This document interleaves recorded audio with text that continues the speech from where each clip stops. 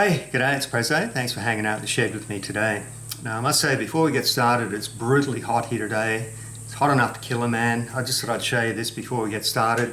That's the weather app on my phone. It says 32 degrees, but feels like 39.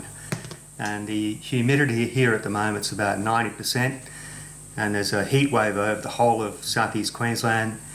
And if I can just get through this intro and do some close-up work after this, you won't need to look at my sweaty body for much longer. Now, today is episode 3 of a series that I started on making a set of Mitee Bite style clamps. Now, I'm using these on a fixture plate on my milling machine, but you could use them on a lathe or a CNC router or whatever situation you may have where you need to hold work down.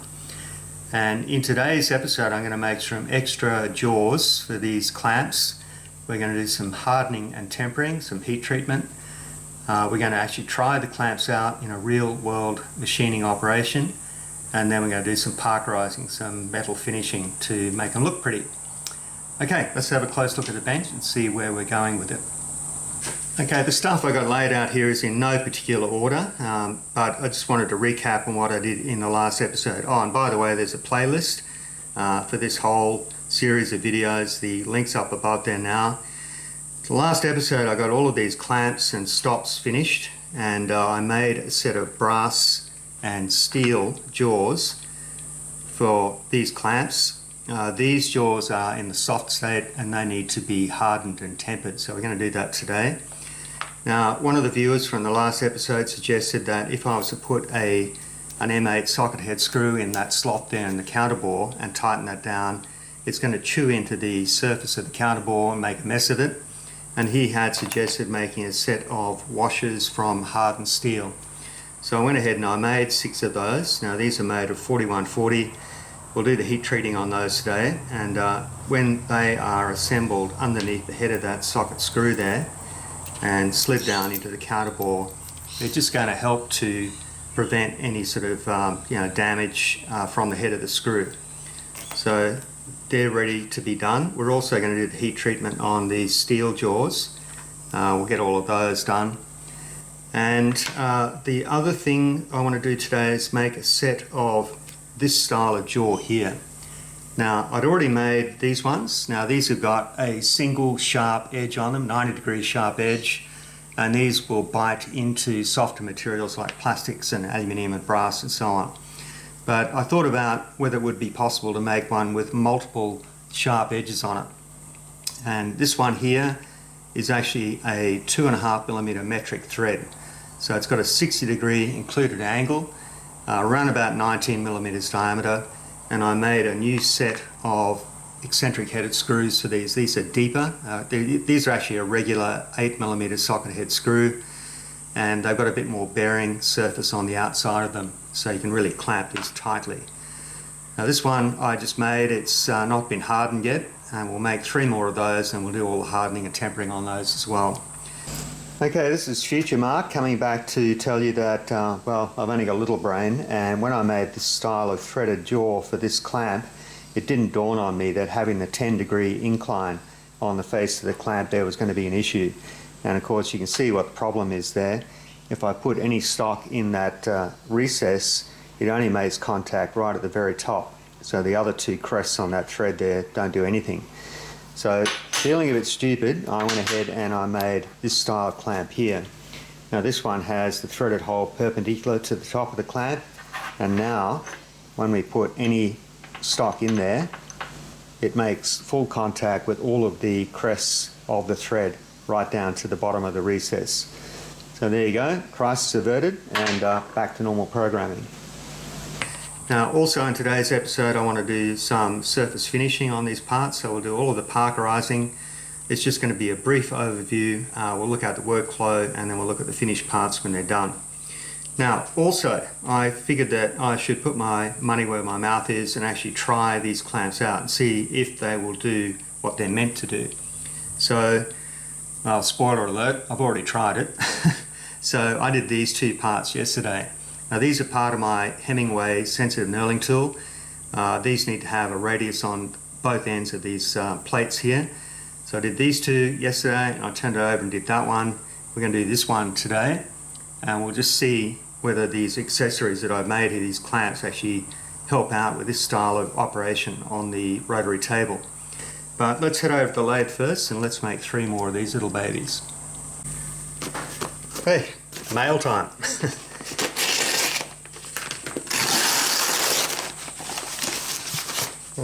Don't you hate that?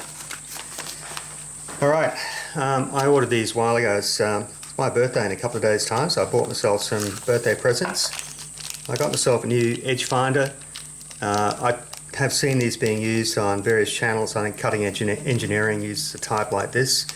And these got a nice little small diameter pin on the end, so really easy to get into small holes if you're trying to do center finding in that situation. So we'll see how that one goes. You'll see that being used soon. Now, this is something that I have been wanting for a long time. Now my lathe has a number 3 Morse taper in the tailstock, and I have actually got a tailstock center, but it's a number 2, and I put a number 2 to number 3 sleeve on it, and it's worked fine. I've used that for as long as I've had the lathe, but I thought it was about time that I have a correct number 3 Morse taper live center, and this has got the extended conical point on it too. So I'm looking forward to using that. And won't that go rusty quickly? This is also something that I've wanted for a long time. This is a micrometer.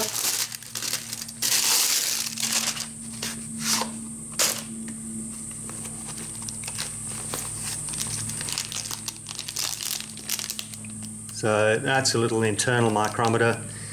And that would have been perfect when I was making these gadgets here for measuring the inside of that bore. And that's actually what prompted me to buy this. So this is a, well, probably Taiwanese, certainly not Mitutoyo. This is a brand called Measure Max. Their stuff's not bad, and I've got a few tools by them. So I think this will be okay. So once again, you might see that being used in upcoming videos. So there you go. Happy birthday, Mark. One of my viewers asked to see this wall chart, and you may have seen it in the background occasionally.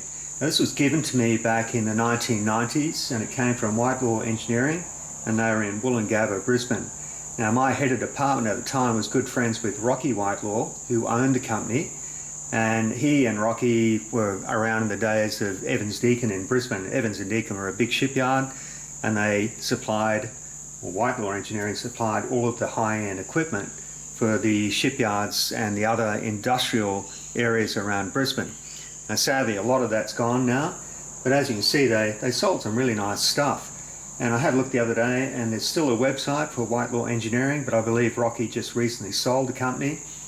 But you can still buy all of this really nice gear. The thing I like about this chart is it's got all of the metric equivalents of imperial sizes, and it also has letter and number drills. So I can quickly look up all my conversions if I want to do it that way. There's also a chart here showing all of the tapping sizes, tapping drill sizes. So we've got metric coarse, metric fine, BSW, BSF and so on. Even got BA size taps. So I can quickly look up what is the correct tapping size for any of those threads. Down here we got feeds and speeds for slot drills and for end mills, but these are all high-speed steel of course. We've got cutting angle speeds and lubricants for taps. Really handy reference. And up here we've got recommended cutting angles for different materials for drill bits. So there's lots more there, and I have this laminated, and I can sort of just walk up to the chart and check out whatever I need without having to get out my machinery handbook, which always gets dirty if you're handling it with grubby hands. But with this, I just wipe it down when I'm done. But yeah, really handy little chart to have in the workshop. These threaded jaws are made of some nominal 19mm diameter 4140 bar stock, and the thread that I've chosen on the outside of that jaw there is 2.5mm pitch. Now, nothing magical about that number. I just went through some taps that I had and checked the pitch and realised that with that pitch we would get roughly 3 points of engagement against any stock we were holding against that jaw there. Now the through hole in the bottom of the jaw there is 10mm diameter for an M8 thread, and the reason you need to have the bigger diameter hole is that of course that thread orbits around in an eccentric pattern, And if you had an 8mm hole and you tried to tighten up the head of that screw, because it is eccentric, it would just pull the center line of the screw up against the edge of the hole in the jaw. So I'm going to do a right through 10 diameter when we're done, but first of all I'm going to just true up the outside of this stock, and we'll cut the thread all the way down, and then we'll part off 3 individual jaws.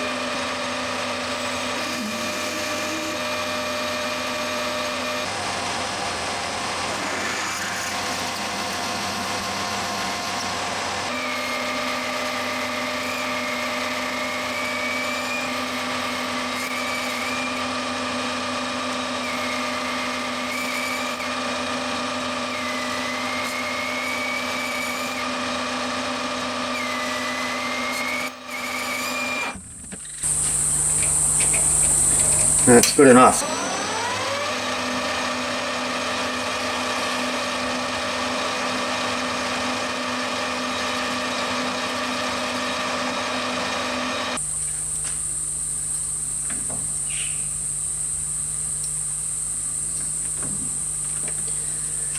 I just use a very thin feeler stock just to make sure that the inside face of that parting tool is up against the end of my part. And I can set my DRO, and we can offset the length of the part plus 2mm, which is the thickness of the blade.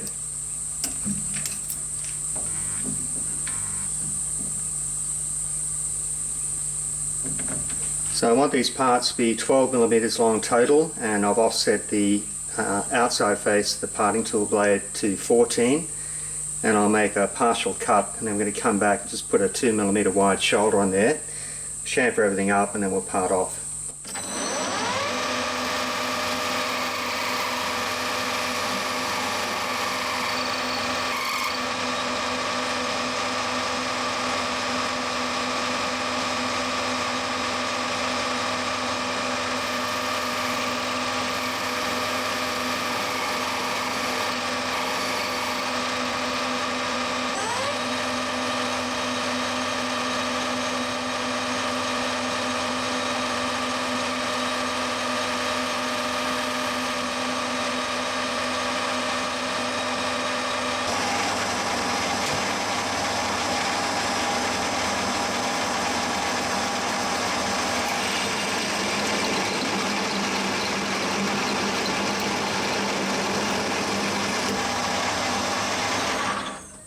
My poor little high-speed steel parting blade doesn't like this 4140.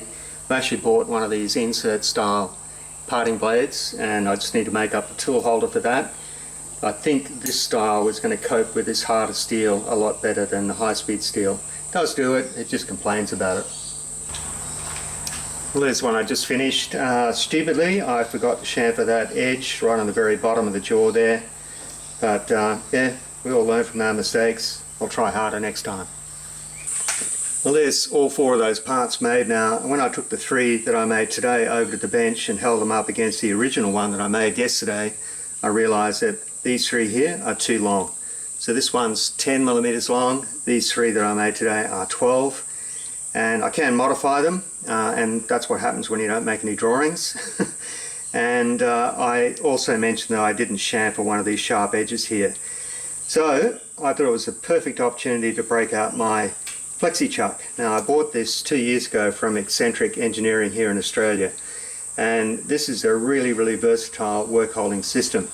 So this large aluminium one-piece jaw on the end of this chuck can be expanded or contracted around work.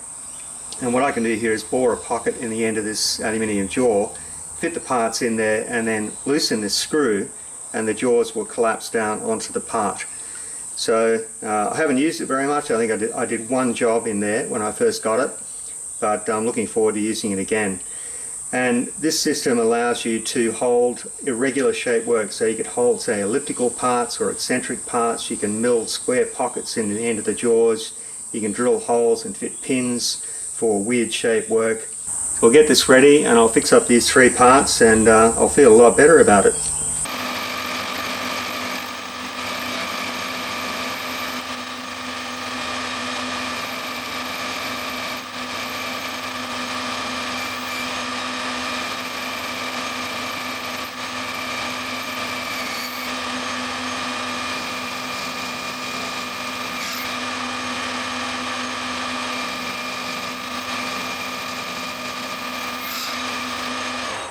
Well, that part fits in there now, so all we need to do is slacken off this screw, and that will close the jaws down onto the part.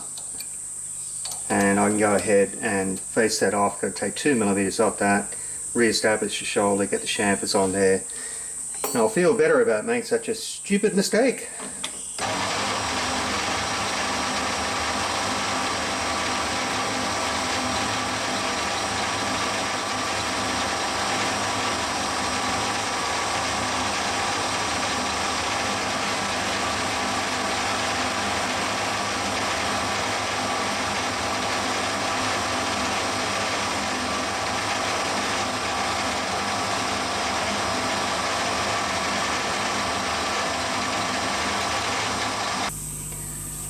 Okay, that's back to normal.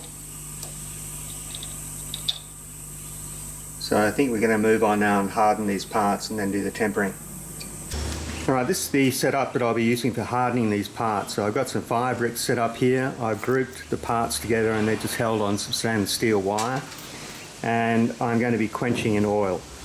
I'll use oxypropane to do the heating. These are only small parts and I don't need anything like a heat treat oven. And I know the knife making fraternity are going to be spitting out their coffee and reaching for their keyboards right now. Sorry, Bill, but this is what I've got. Now, I don't do heat treatment in my workshop very often. It's just the occasional part that I might need to do, so I'm not really set up to do it. I would love to have one of those electric heat treat ovens, but it's just not warranted given the number of parts that I do. What I have done though is I've set my powder coat oven up and I'm heating that up to 250 degrees C, about 480 degrees Fahrenheit, and we'll use that to temper these parts.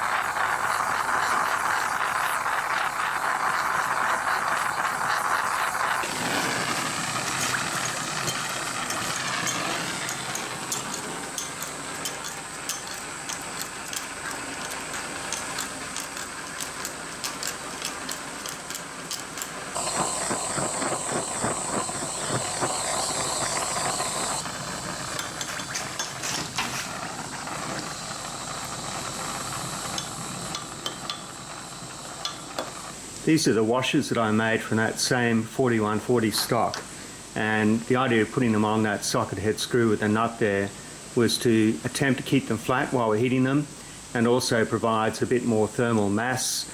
If we were to try and heat these individually on the fire brick, there's a good chance we're going to melt them or burn them, so just capturing them all together makes it a bit easier. Now these parts are all fully hardened, and what we need to do is temper them. So that's what the powder coat oven is going to do. So we'll go and get all the bits in there and we'll just leave them. I've got my PID controller on the powder coat oven set to 250 degrees, and according to the machinery handbook, at 250 degrees, which is roughly 480 degrees Fahrenheit, that will give us a tempering colour of dark yellow. So I think that should be fine for the application. So we'll go ahead and get the parts in there. We'll leave them for about an hour to cook.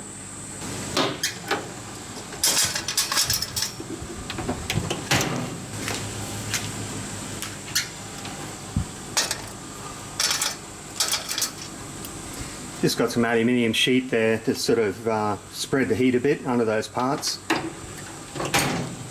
After these parts been in the oven for about an hour, I just turn the oven off and I open the door and I'll just let these parts cool down naturally. And what we should have now is a steel that's tough but not brittle. And I don't have any of those fancy Rockwell hardness testing files. I've just got an ordinary triangular file. And if this has been heat treated properly, it shouldn't slide over the surface. It should sort of bite and cut a bit, which is what it's doing. So I can feel that that's biting into that edge there, but it's not sliding across as it would if it was glass hard. So I guess the next thing you want to know is, do these things actually work? Well, what we need to do is set a part up in the rotary table, hold them down with this style of clamp, and just see if we can radius the end. So let's try that. This is the setup I'm using on the rotary table. So I have the fixture plate bolted down. I've got the protractor ring on the top of the rotary table set to 0 degrees. And this set of T-slots here, I've swept that with an indicator to make sure that it's parallel to the Y-axis. Now, this is a brand of rotary table sold here in Australia called Vertex. And when you buy them, they come with this horrid little brass 0 scale position. And that was riveted to the body of the rotary table in about that position there. And if you set the protractor on the rotary table to 0 against that pointer there, it's offset by about 12 degrees. And I have no idea why they do that. Doesn't seem to make any sense. It's quite possible to fit a brass plate at 0 degrees, which is what I've done there. So this is a brand new one that I've made up. It's sitting in a couple of counterbores, which I had to mill in the body of the rotary table.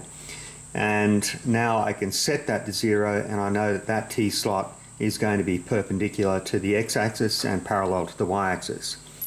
Now I've also bolted an angle plate at this end here, and that is my reference. So when I go to set parts up on the fixture plate, I can be sure that they are parallel to the X-axis by putting a square against that surface there. Now the method I'm using for doing this, I saw this on Cloud42's channel when he made his Hemingway sensitive knurling tool. What he did was he made up a set of pins that were sized to fit the various boards on all of the parts that he was making. And what you can do then is just lower that pin down, and you can position the hole as you reference underneath that pin there. So I've already done that, and I've set the stops on this side here up against the part, and I've used my engineer's square to ensure that that is truly parallel to the X-axis of the lathe. And what we can do now is bring the other 2 clamps in and just sit them underneath that part there, and we can lock everything down. Okay, I'll get the other one set up and then we'll start doing some milling. Okay, after a bit of fussing around, I got that pin centered over that hole there, and when I rotate the rotary table now, you can see it's aligned underneath the pin. So I'm going to swap out now to an end mill and go ahead and cut the radius. I've just moved the rotary table 14.53 millimeters in X towards my right, and that places the cutter at the finished radius for this part. But you can see there's quite a lot of stock there, so I'm going to go past that. I'll go to about 16 millimeters, do a couple of sweeps, and we'll gradually come back to 14.53, and that should be our finished radius.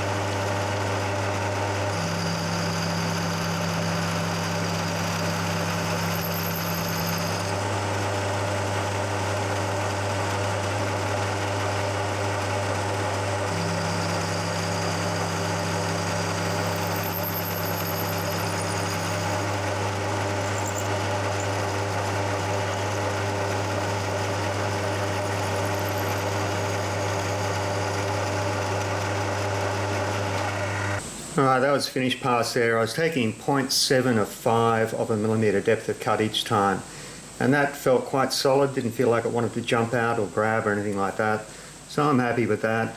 I'll go ahead and I'll make some other parts. I'll do all the radii, and I'll probably just show some still photos at the end. Just took that out and had a really close look, and one of the edges, this one here, didn't quite match up, but I blended that with the Scotch-Brite wheel and it's come back pretty good. So yeah, I'm happy. I'm going to give you a very brief overview of this whole Parker phosphate process that I use at home here. Now, I've done a more detailed video on all of this, and the link is up above there now, but this is just a, like a very abridged version of what I do. So we're going to begin with an ultrasonic cleaner. This is just to remove any oil, grease, fingerprints or contaminants off the surface of the steel before we go to the next step. That next step is to use this stuff here. This is called Mitee M activator. Now I think it's probably just nitric acid or sulfuric acid, but it's fairly dilute, and what it does is it just strips down any oxide on the surface of the steel and activates it, so that the next step, the actual Parker phosphate, will bond to the steel. I've got a big tub of water here. This is boiling. This is to preheat the parts before they go into the Parker phosphate bath. And if you don't need to do this step, but it does cool down the Parker phosphate each time you put a cold part into it. I've got all my parts sitting on the bench here. These have been deburred, descaled, and all of the surface prep has been done on these. And I've got some copper wire to hang the parts. I think you can use steel or stainless, but copper wire is fairly cheap and easy to get. And finally, we've got the Parker phosphate solution. This is heating up. I've got my PID controller down here set to 97 degrees C. Now the idea is that you don't really want this solution to keep boiling, otherwise you're going to get a lot of evaporation as we go along, and you've got to keep topping it up with cold water. So we want it just below boiling point. And this is a stainless steel tank that I made at home here. You can use a stainless steel pot or a, like a ceramic lined pot, whatever you want. And down on the floor here I've got a big tub of cold rinse water, and we'll be using this as we go from step to step. So I think we've got to rinse after we've done the Mitee M, and after these have come out of the Parker phosphate. And then over here I've got a solution. This is called a dry touch oil. It's basically just a water soluble oil. And this is heating up. This is just in one of those little crock pots. You can use it cold. I think it just works a bit better if it's warm. Alright, so there's all the bits, and we're just going to follow a couple of parts through from end to end. Our parts go into the ultrasonic cleaner around about 5 to 10 minutes.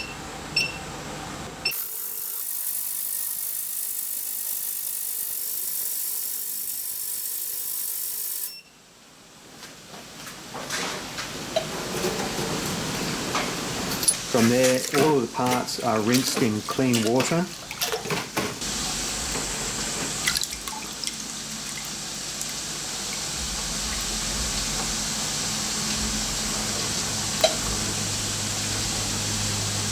From the clean water, we're going into the Mitee activator. Parts need to stay in there for around about 60 seconds.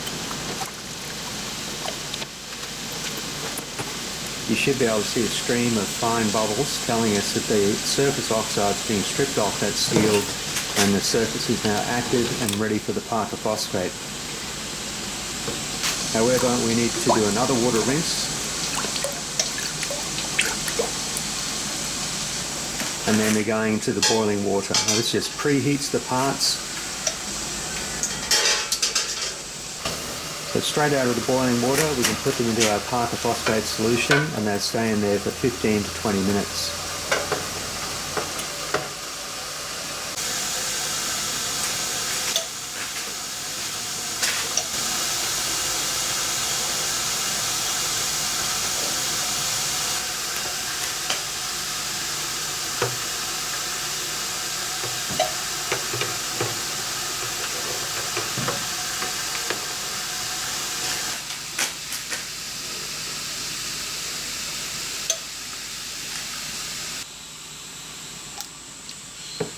Next we're going to do another water rinse, and from there they'll go straight into the dry touch oil.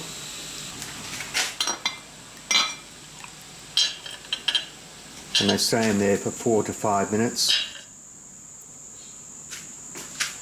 Parts are then hung up overnight to dry.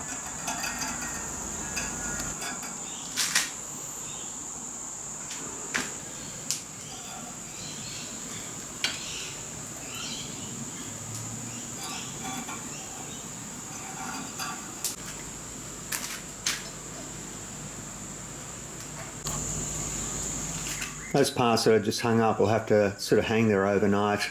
This is one that I did yesterday. They do need a little bit of a wipe with a rag. There's some residual oil stays down inside those pockets, but that surface finish is unusual. It's sort of a bit coarse and a bit grainy, but it's that surface porosity that holds the oil. And I found that these will stay looking like that for years and years with no maintenance required. So in my view, in my workshop anyway, that's a really durable and I think attractive finish. So I'm going to leave you with a bit of footage, me machining some parts for my Hemingway knurling tool using these clamps. I didn't have any of the parts jump out. I still don't know what the limit of the holding power on these will be, but for the sort of machining operations that I carry out, I reckon they're brilliant. Okay, that's it for me today. I'll leave you with that footage like I said, and I'll see you next time.